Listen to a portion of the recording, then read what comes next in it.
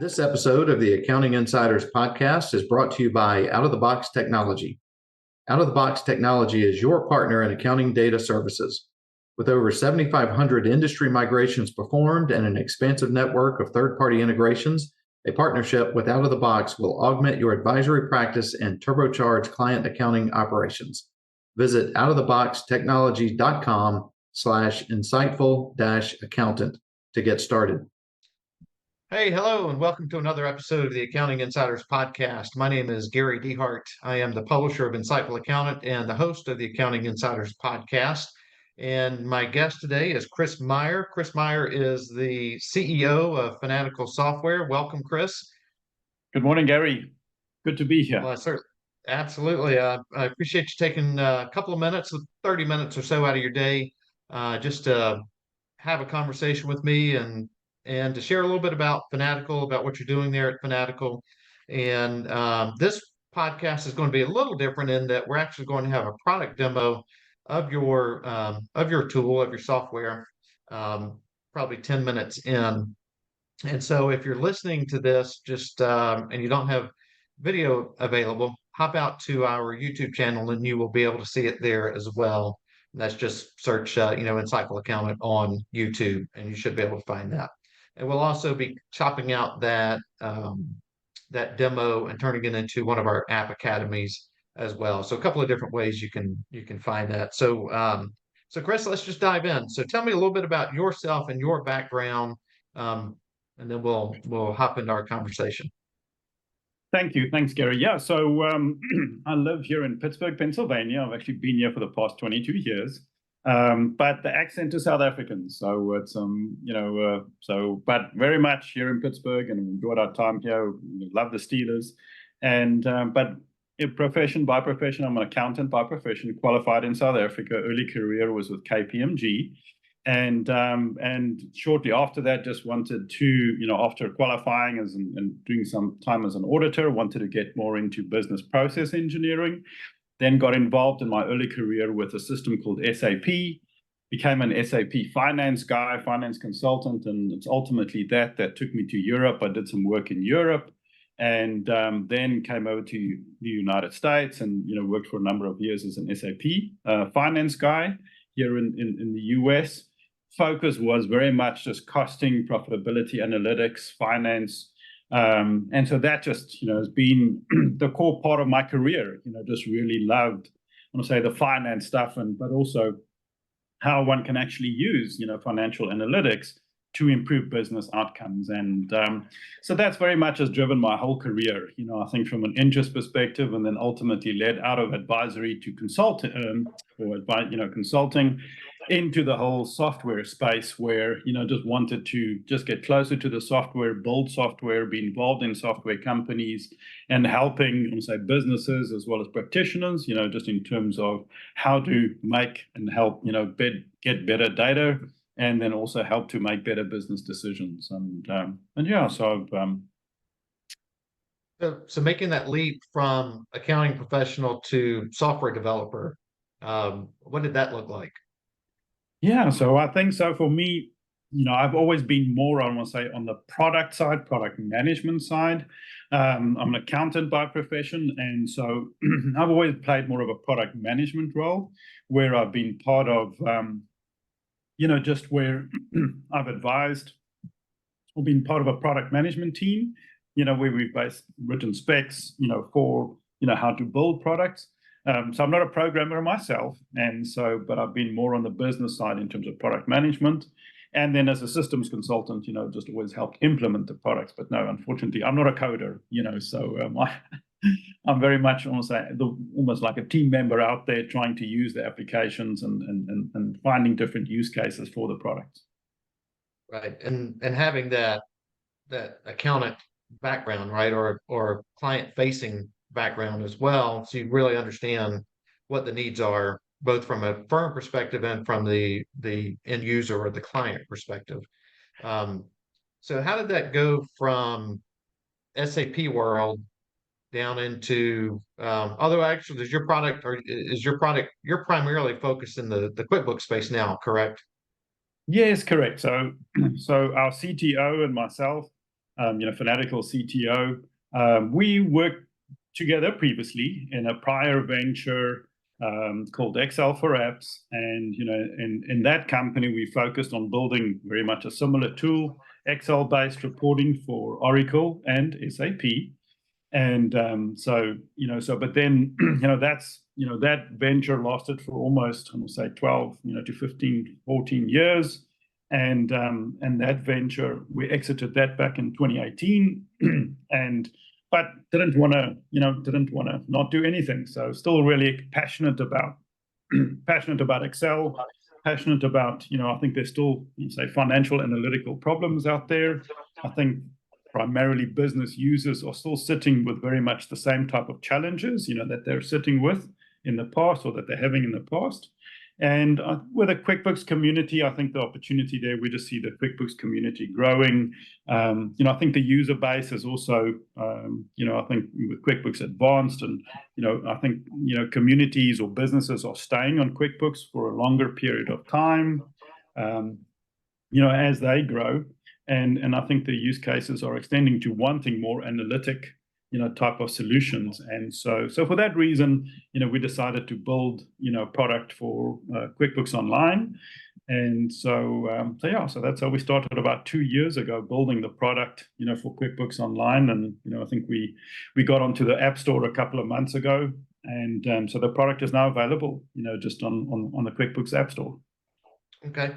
So that, so your background, big firm, big companies, SAP, and took what you learned there into kind of the Excel world. And you said it was Excel with SAP. Is that correct?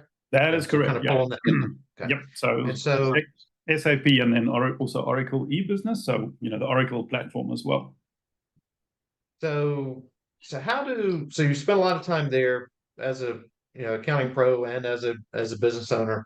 So how do accounting professionals, whether they be, whatever label they put on themselves, bookkeeper, advisor, tax professional, how do they stand out, right? Because there's a lot of them, but there's also a lot of businesses that need strong, accountants and advisors working with them.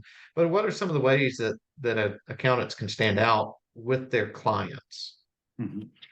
Yeah, so I think the big opportunity, I think for the big opportunity, I think, and this is maybe where Woodard and Scaling New Heights, I think they're really, at the forefront of indicating is also providing additional analytical, experience and insight to the install base. So I think most practitioners, they just very much do run-of-the-mill work, right? I mean, we're basically just issuing, let's say, basic income statement, balance sheet, right? Maybe doing the tax return. But the opportunity for business growth is more around scenario planning, looking at various what-if statements, what can be done, having a look at the metrics, just in terms of maybe what product lines or what products are doing well, customer profitability, just in terms of projects reporting in QBO. Trying to analyze, that 80-20 rule is so fundamental, is that invariably, if you had to analyze your revenue, or your income, or your profits for your company, 80% of your profits invariably come from almost 20 to 25% of your customers, right? And because we never actually do that analysis, we never totally understand, where our profits are coming from. And so I think in all businesses, actually not just in small ones, the big challenge is that, the problem children always consume most of your time, but they're not the one that actually, where your profits are coming from. And right. So I think just in terms of us, what we've always really been motivated at is helping those individuals, just trying to understand their numbers and facilitating it from a tools perspective of how to get insights and how to provide insights as to what those metrics are.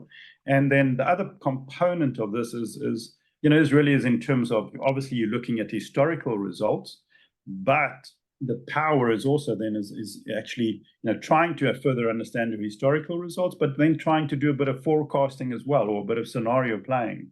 right? Because it's not just about what we did in the past, it's also about what are we planning to do in the future, right? And where do we spend our resources? Because irrespective of the size of the organization, whether we're the GEs of the world, right, or we're maybe a 5-person team, everyone has limited resources. And at the end of the day, it's about how do you prioritize your time and your resources in terms of what activities, you're going to be spending your time on. Yeah, and I think too, having the right tools that allow you to see, if not real time, close to real time, to where the client can make adjustments, midstream. It doesn't do me any good in December 31st to find out that I should have made some changes back in August. And I need to be, as a business owner, I need to be either aware of it, or I need to have somebody in my ear who is aware of it. And in my opinion, that's the accounting pro, who could be there as that key true advisor for me, or for other of their small business clients. And so let's move over to the tools, yours in particular. So as I mentioned, we're going to do a demo of Chris's Finatical Software. So if you wouldn't mind pulling that up and just showing us what it is, and we can talk through how these tools, how advisors can use tools similar to yours to become advisors and to grow their practice. And ultimately, in my mind, it's about growing their practice. I mean, the better I can serve my clients as an advisor, the likely the more business I'm going to get from that client, but also the more I can take that experience and grow other business and find tremendous opportunities out there among the Yes. businesses, either locally or nationally, even internationally. Yep, no, for sure, Gary. I think that, but I think that, I think part of providing additional types of services, I think, to the client also is around the tool sets, right? I think is that the tool sets make it possible to be able to provide that type of analysis. And so I think that is probably the first part of that component. And then the second part is just in terms of, understanding, so the analysis side, maybe what are those KPIs, and trying to leverage and communicate those KPIs, or what's important to the customer. Because I think many times the small businesses, I think if they were, founder-led businesses, they're invariably very good at what they're doing, but the whole financial analysis side is just a different area. And I think that's just where, the end customer really needs help with. Right. So I think, Gary, I'm a great baker, not necessarily a great accountant, right?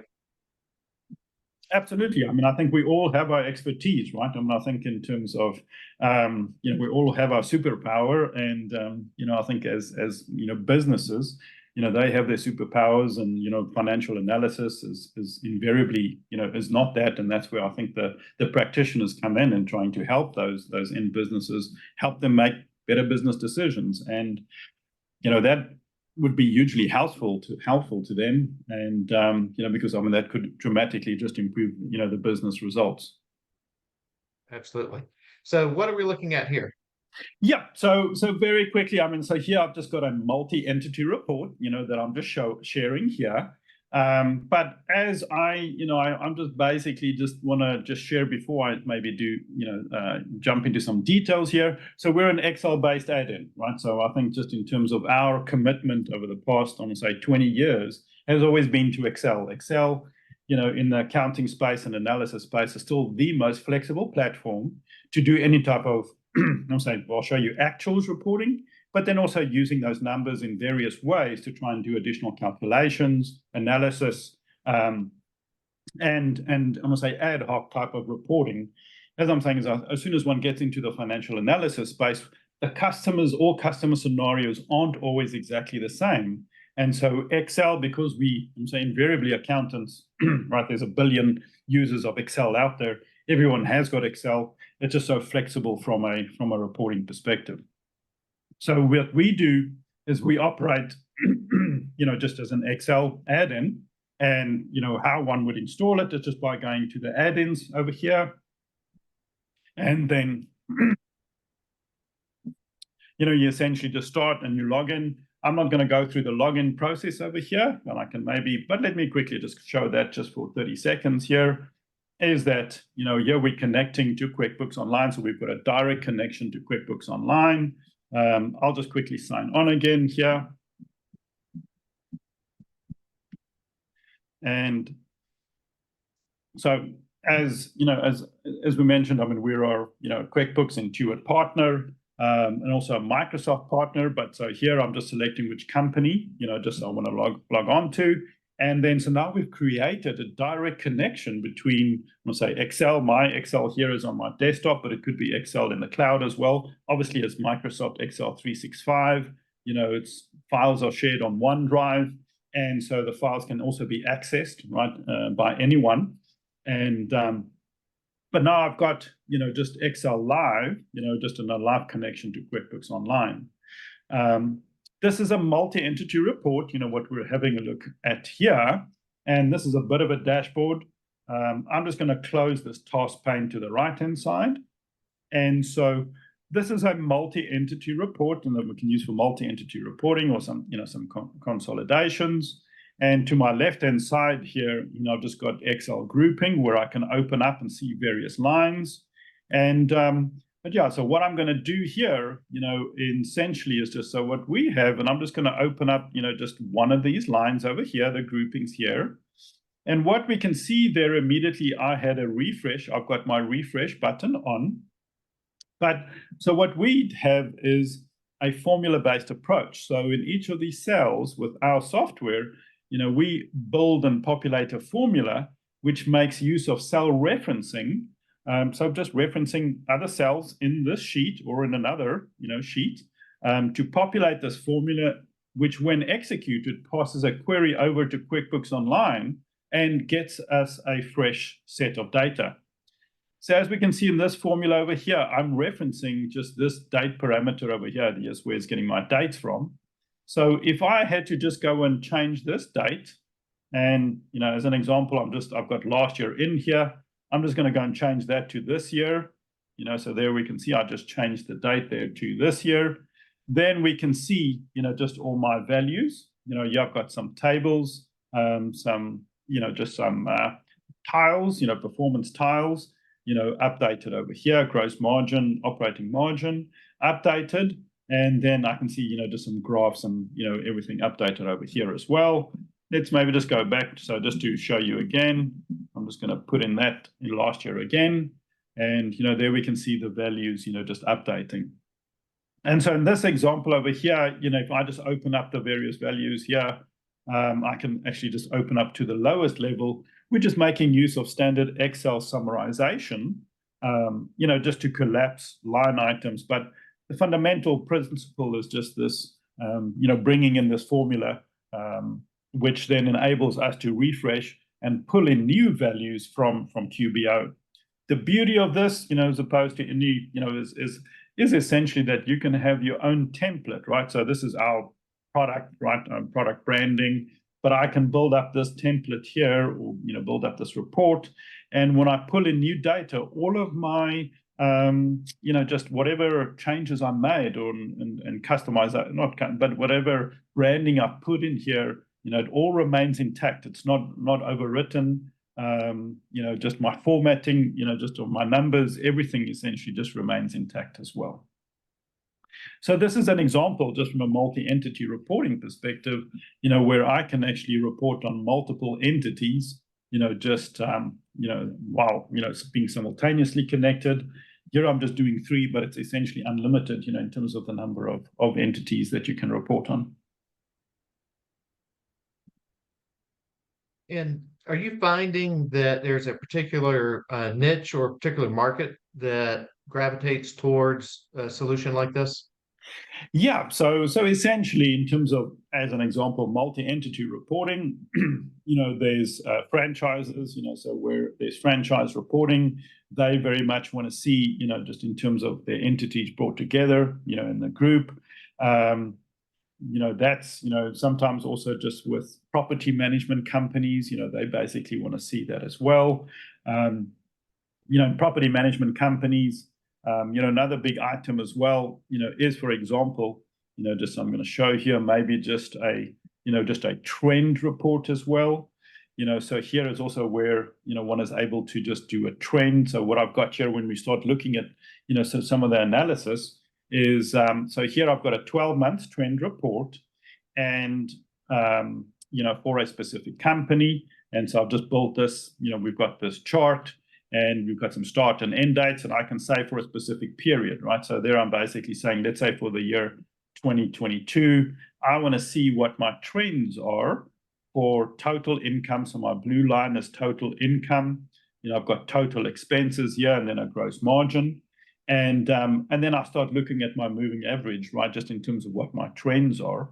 So, so we're very much able to do. And it, as I mentioned, is that here, if I change this maybe just for the 2023 here, right, then we'll see, just all our data essentially refresh as well. And so in this report, I maybe have it annualized, but it can actually go across different periods as well. And yeah, so here's essentially my whole income statement. But I've, just summarized these numbers, just in terms of some of my most critical KPIs, revenue, expenses, and then, to see where my gross margin's going. And then I've got an 8 months, just moving average that it's just showing me as well, where am I going? So trend report is very much applicable, can be used in various instances, for various businesses. I think that always provides, a good indication there. So essentially that's sort of fairly industry agnostic. So do I need to be an Excel genius to use a tool like this?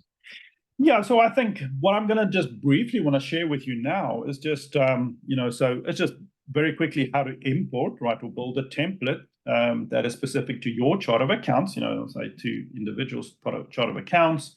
And so here as an example, I want to say no, right, is that it just makes use of standard Excel referencing.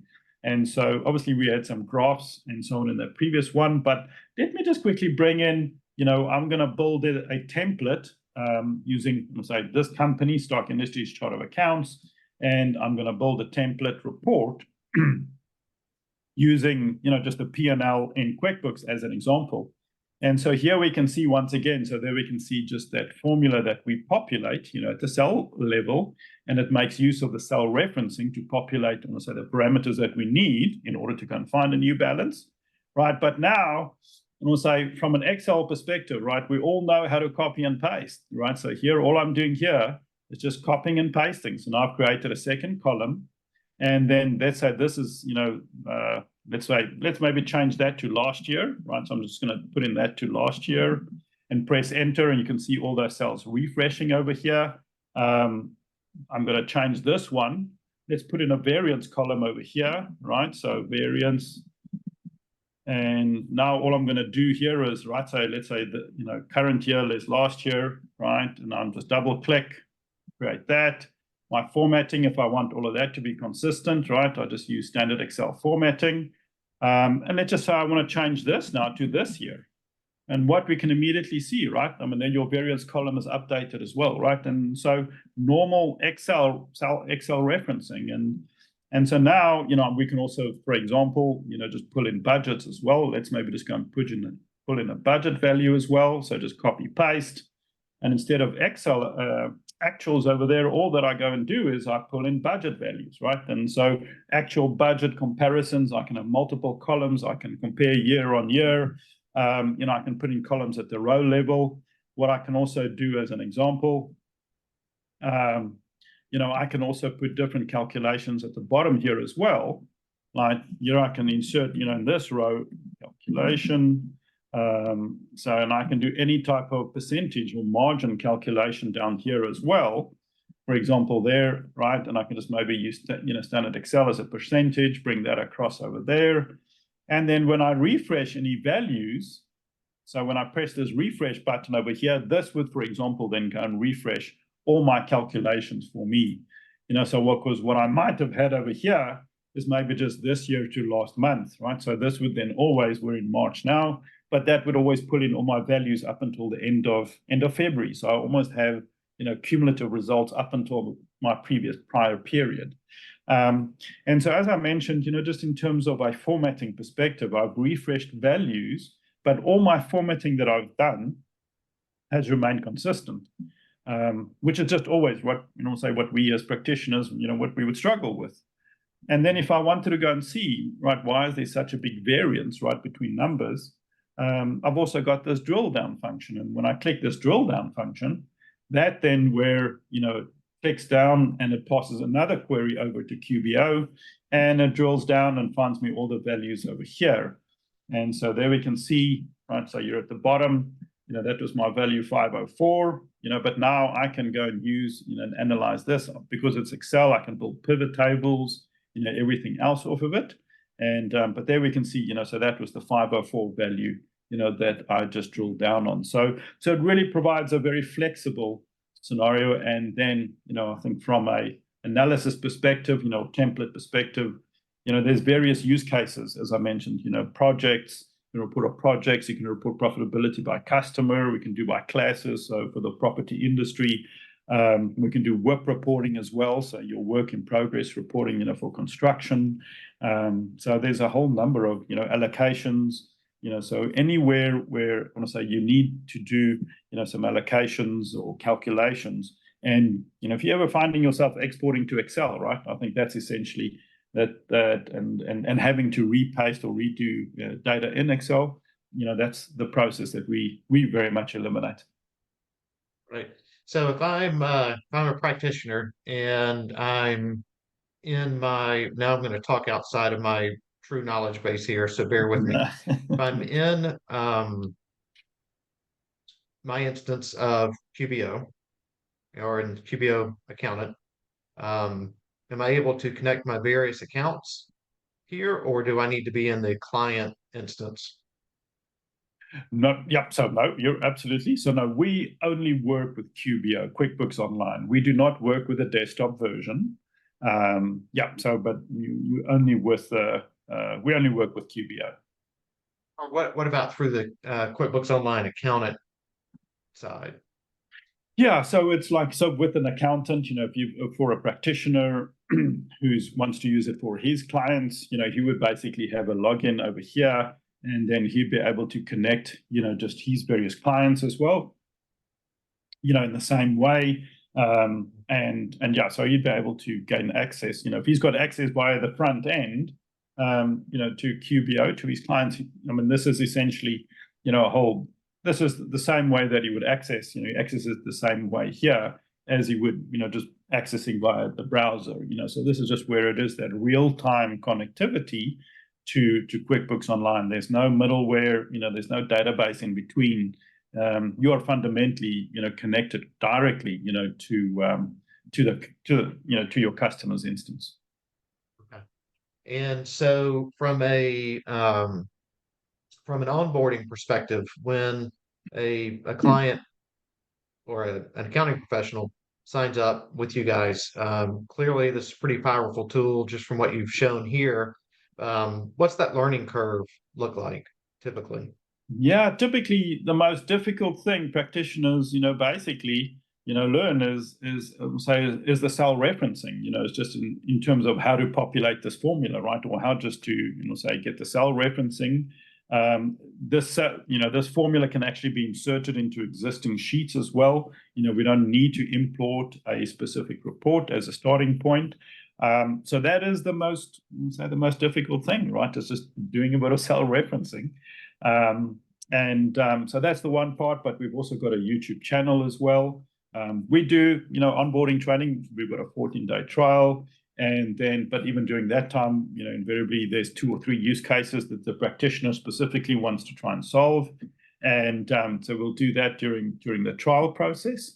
But almost after that, then, they're good to go, or, they actually use our YouTube channel to, find different videos and have a look and different use cases. Invariably, what happens is that, folks come with maybe 1 or 2 use cases, and then later on they expand it, right? Because, geez, I can use it for this, and I can use it for this, and I can use it for this. So that's then where, I think we just see it, the growth really start expanding. Yeah, and certainly is very flexible. So you've got here's my bucket of templates, but each of those I can expand out as I see fit, right?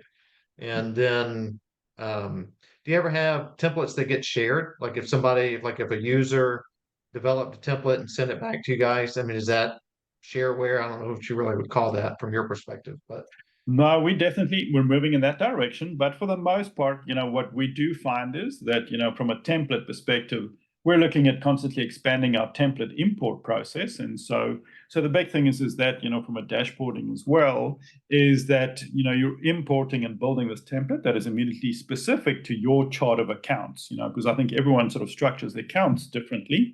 And so then, that just accelerates the whole, I want to say, adjusting the report, or the template to your specific chart of accounts, that you've got. So we've seen that as a very efficient way. And so it's not that, we actually look, we incorporate those best practice templates, directly into the product, so that, just via this import process, that you're immediately, that's available to you. right. Well, thanks for sharing that. So anything else that you wanted to show just while we've got the solution up? Yeah, I think just maybe one thing is just, as we were talking, I previously mentioned, just from a forecasting perspective, just in using, as for a practitioner, right? I mean, I think obviously we're always intent on analyzing historical results, but I think where organizations, really, I want to say for all of us, right? What we need to do is sort of go to the uncomfortable space of trying to look at the future, and trying to do a bit of a prediction about the future. And so, that's where there's always a bit of value, right? Because it's all about, as I mentioned, we all have limited resources. So how do we try and direct our resources? And so this is just a, I want to say, a basic example, and is where let's say this use case is where, this company, let's just say we've got 6 months worth of actuals, so let's just say in this time period, we have 6 months, 7 months worth of actuals up until July, right? So basically this column up until July that we can see actuals, we're pulling in actuals data, but then I'm pulling in here my budget values, for the remaining, sort of 5 months. And then this gives me, just a revised forecast, which I'm then comparing to my full year budget. And so, invariably, just a basic thing like this is where it just helps then, okay, but how far are we, if we targeting making X dollars, by the end of this year, how are we progressing based on a combination of actuals and budgets to build a new revised forecast? This type of thing can take, incredibly long time, I think, to do that. Whereas here, now, if, for example, August comes, if I want August actuals, all that I do is I just drag my actuals over there. Now I'm populating, say this column with all actuals. Now I've got 8 months worth of actuals, say 4 months worth of budget, builds up a new revised forecast. I compare it to full year budget, so this is an example, just where it's, just very easy, to compare, build a forecast. And then maybe just another thing I can very quickly just show as well, is then, in terms of building, just a budget as well, is, just to be able to, in terms of, when we build budgets as well, invariably we want to have uplift factors per, let's say, per account. And, what we can also do with this formula is just do a combination of bringing in actuals, but then using standard Excel, say, formulas to increase whatever actuals we, bring up, whatever actuals we brought in. And so in this example here for this account, I'm just looking to increase my my monthly amount of, I'm building a new budget for my next year, but I'm, using current year actuals, and then to have an uplift factor. Let's just say here I'm just going to make a silly number over there, 30%. And now for each one of these cells, I'm increasing that by 30% as an example. And so this then also helps from a phasing perspective, that, I'm phasing basically on increasing my total value by 30%, but my phasing is correct per period, which invariably smaller companies, unless you're using really sophisticated, sort of more FP&A type of software, right? It's actually quite difficult to do. But, using our software now, you're essentially, you're able to just increase or build a new budget or a new forecast using just Excel formulas, combining it with your actual or budget data from QBO. Yeah, that's fantastic. Is any other highlights that you want to point out? Yep. No, I think it's I think just in terms of I think just maybe in terms of closing statements, I think it's using this flexibility of with our formula bringing in actuals for any of those dimensions, classes, projects, departments, locations out of QBO, bringing it into Excel, then using Excel's native flexibility, from a product reporting perspective, the graphing and the charting, and then as we can see just here, this is also native to Excel, just the grouping functions, being able to build reports. It just really provides a very flexible environment where you can also drill down to details, right? And where if you're trying to understand numbers better and even maybe trying to do a scenario, adding a different location or a new franchise, it makes that understanding of your actual results, and then also in terms of forecasting maybe possible scenarios, just a lot easier.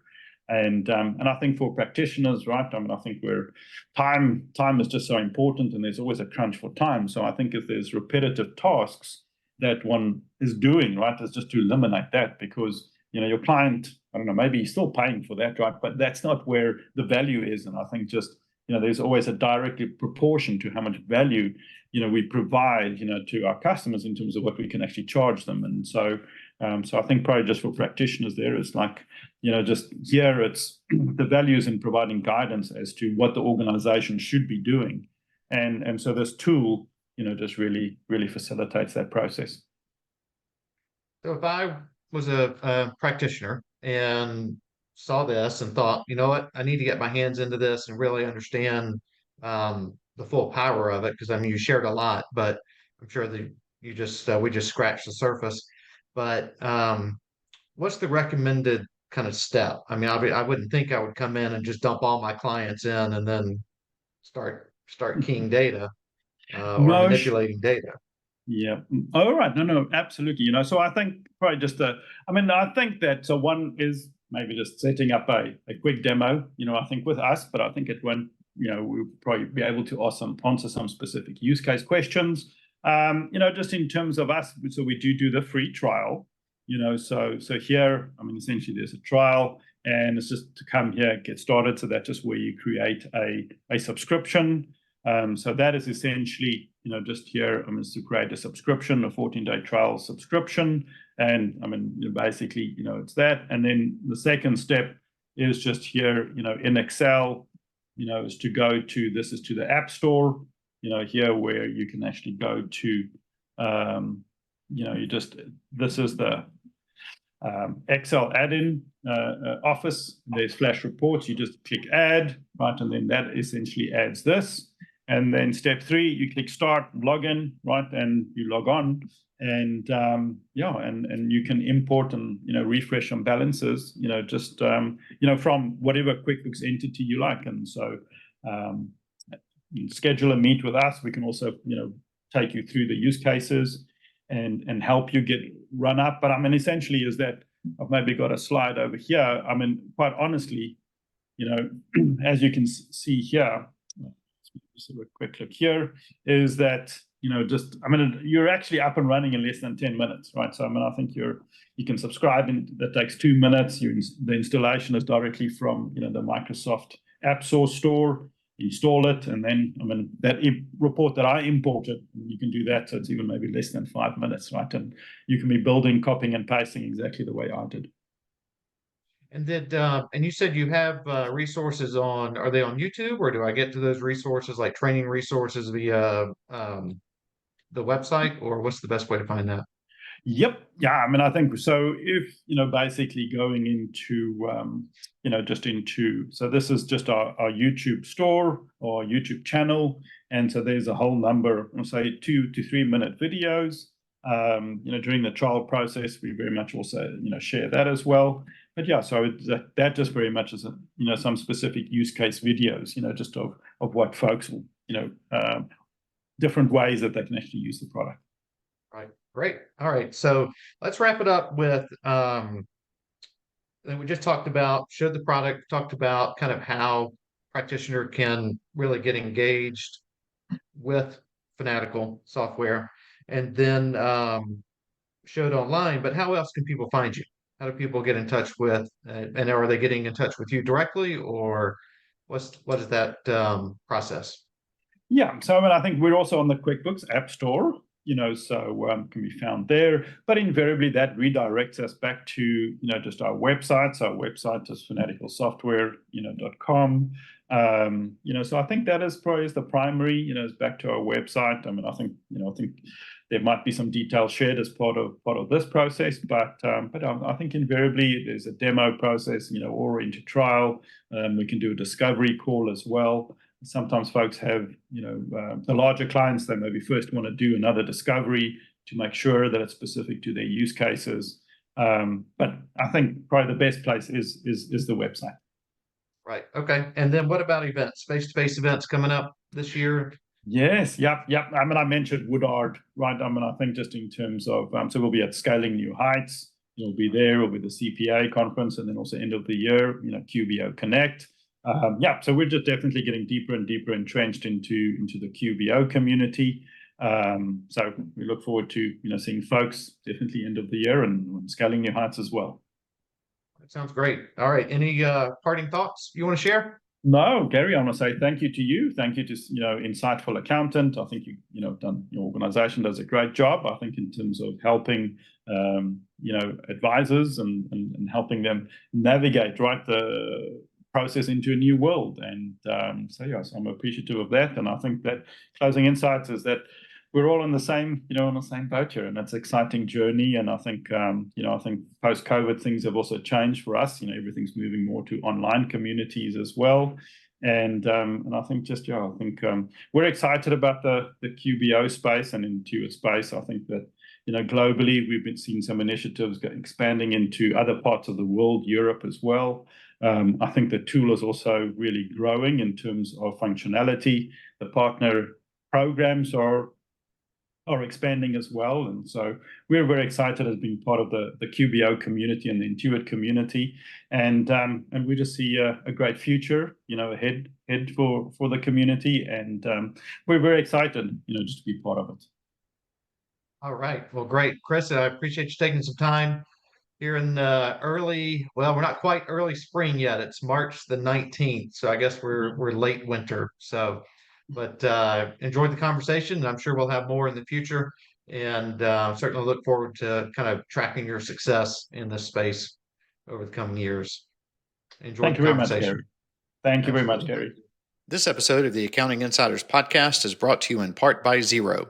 Xero is a powerful cloud accounting software that improves efficiencies across your practice.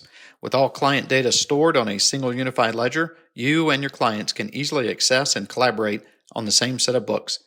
Xero's advisor tools and automation solutions reduce time-consuming manual tasks and put data entry on autopilot. Work faster and more efficiently than ever before with Xero. Visit xero.com/accountinginsiders to learn more.